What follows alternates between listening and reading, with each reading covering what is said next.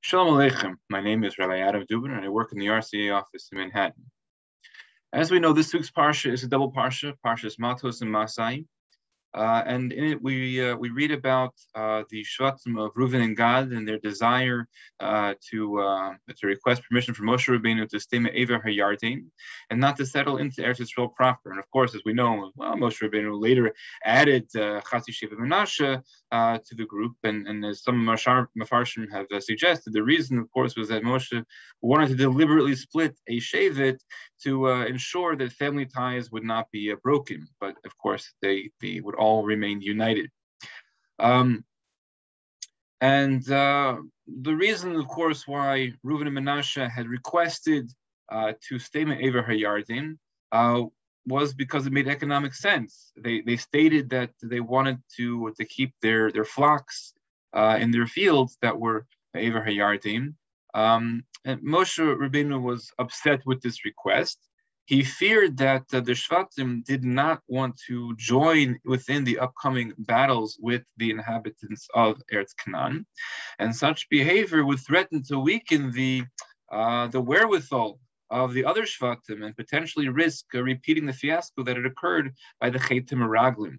However, Reuven and Gad had appeased Moshe by assuring them that not only would they cross the Yarden to engage in the Mechama, but that they would lead the vanguard of the troops. They would head off to battle in the front and to help conquering into Eretz Yisrael. Only after the conquest was complete would they then return to the other side of the Yarden. Another problem was that the request revealed with a careful reading of the text, that Reuven and Gad presented their intentions to Moshe, building pens for their livestock before mentioning building cities for their children. Though subtle, this revealed a significant error in their priorities. Rashi explains that they were more concerned about their possessions than with their children. Moshe Rabbeinu subtly corrected this error by deliberately reversing the order of his reply. Through their Freudian slip, Reuven and Gad had revealed an unhealthy focus on the material and financial security. And this, of course, is not the right approach for the Jewish people, whose focus should be on family rather than purely on finances, or primarily on finances. The Gemara Maseches Brachos Daf Lamed Gimel Lamed Beis teaches us that everything is b'yad Hashem, is in the hands of Hashem, except, of course, for Yer Shamayim. Yer Shamayim refers to our growth in, we'll call it, spiritual matters, such as performing mitzvahs properly, treating each other with proper respect, growing in our mitzvahs, etc. That is in our control. In this realm, generally, the harder we work, the more we will achieve. However, all other results are seemingly out of our control. This includes, of course, earning a living. We need to put some effort in, of course, because after all, HaKadosh Baruch Hu chooses to operate b'derech hatava, that is within the laws of nature of the world that he created. But the outcome of our effort has already been determined, is decided, and is beyond our immediate control. We know, of course, that when it comes to Rosh Hashanah, that is when through our tefillah, through everything that we do to put in, Hashem decides what our year is going to be like, and that, of course, includes our parnasa. So let's explore this idea a little bit further. A king gathered a group of laborers and gave them an important task. They were to spend the day schlepping heavy rocks from the quarry to a distant building site for an important project. This was hard work, but the stakes were high.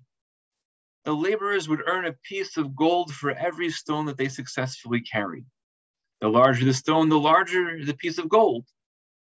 It was the middle of the summer, and the heat was relentless. So the king organized some delicious, icy cold lemonade to keep the laborers refreshed and hydrated. Each laborer would be entitled to one glass of lemonade per hour. One of the laborers, we'll call him Shmerel, eyed the sweet and enticing beverage. Of course, he wanted to earn some gold, but that was far off in the future, and his more immediate focus was on the lemonade.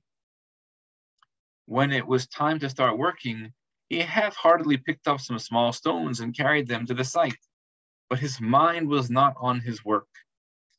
He was hot and he wanted that lemonade. He thought of different strategies to maximize his lemonade quota. He made sure that his cup was full to the brim. In short, he didn't get much work done, nor did he get any more lemonade than the others. At the end of the day, the other workers were exhausted and sweaty. Their muscles ached. Shmerel was feeling a lot better than they were physically.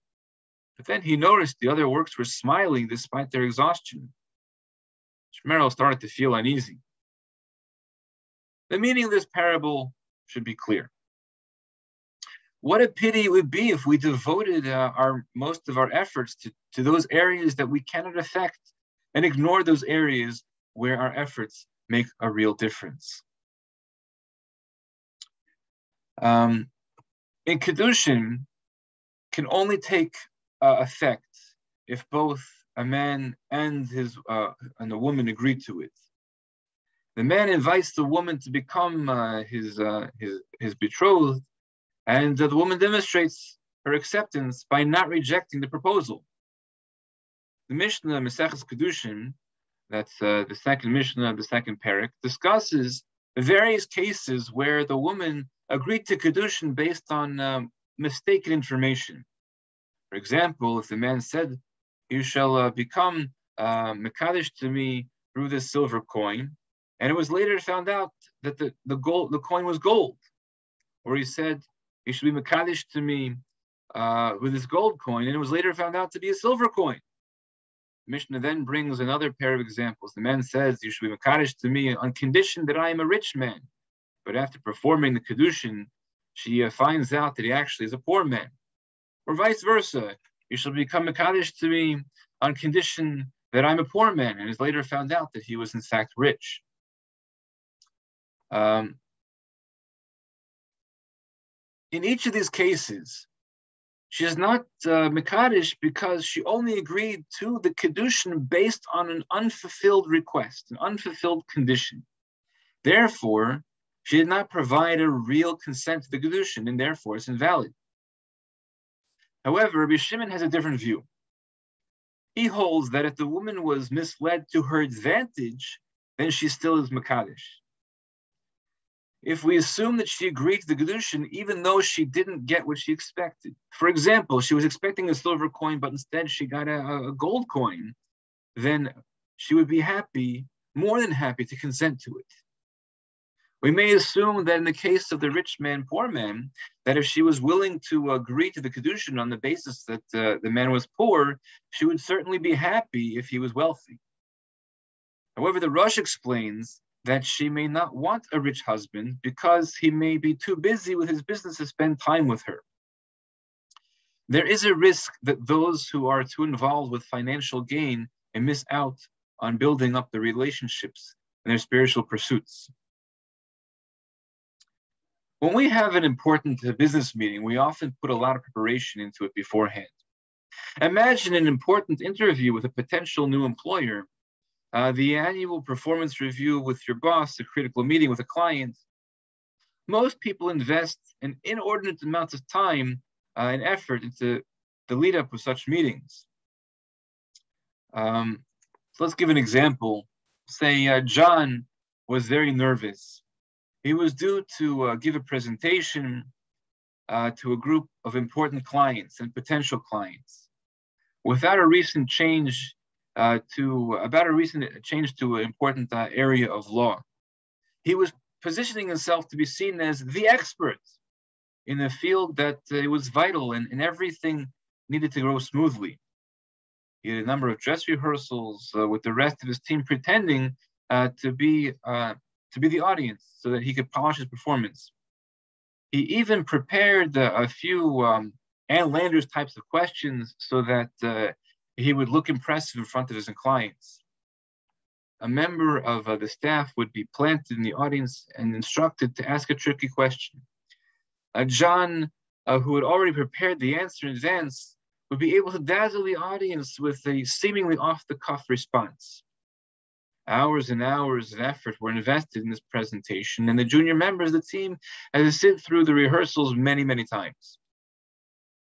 During the presentation, the planted staff member who asked a pre-prepared question on cue, and John answered, "That's a very good question." The staff member replied, "I know, you told me to ask it." John was mortified but the audience was in stitches. Did all these hours upon hours of preparation make a difference? Did John's billings for the year go up from this effort? I have no idea. Probably not. But we can learn from John that all of our careful planning can come to nothing if a Kadosh Baruch Hu chooses that. If we put too much effort into our hishtadlus beyond what is required, it suggests that we are forgetting the source of it, the true source of it all. Of course, that doesn't mean we shouldn't put forth our hishtadlus. We need to invest our proper amount of time. The question is about overdoing it, and that in the realm of physical matters. And the question then comes, what about if we had put our efforts of hishtadlus into more spiritual meanings instead?